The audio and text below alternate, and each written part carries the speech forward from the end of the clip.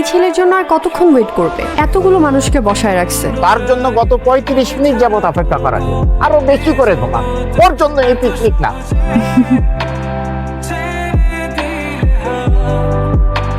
Sir, সমস্যা কি? কোনো সমস্যা নাই তো স্যার?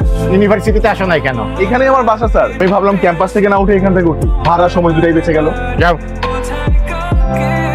আমি একটু ঘুমাই, জায়গায় দিস।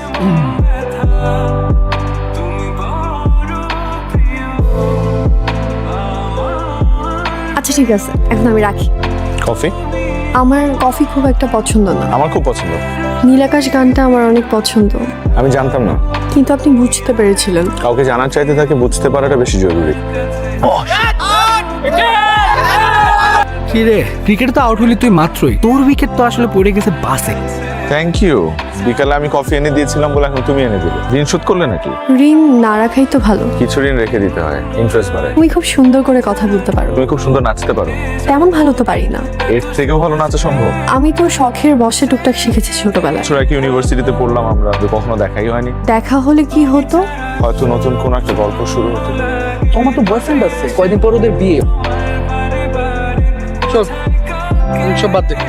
এতগুলা বছর একবারও দেখাই হলো না। ভাগ্যে থাকলে দেখা তো হবে। আর ভাগ্য, এতদিন জানতাম ভাগ্য মানুষকে সঠিক মানুষের কাছে নিয়ে যায়, আর আমার ভাগ্য আমাকে ভুল মানুষের কাছে নিয়ে গেল। ভাগ্যের কাছে তো একটাই চাওয়া, আর কখনো দেখানো হোক আমাদের। কতক্ষণ লাগবে তোর? আমি কি এমন করেছি যে আমার সাথে এরকম করতে হবে? তুমি কিছু করো নাই, আমি অপরাধ করেছি তোমাকে ভালোবেসে, কিন্তু আমি বুঝতে পারিনি সেই ভালোবাসাটা ভুল মানুষের জন্য ছিল। আমি তোমাকে ভুলে যেতে চাই।